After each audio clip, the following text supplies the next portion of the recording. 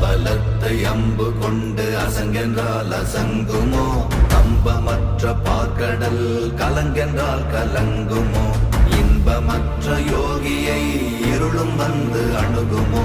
செம்பொன் அம்பலத்துளே தெளிந்ததே சிவாயமே.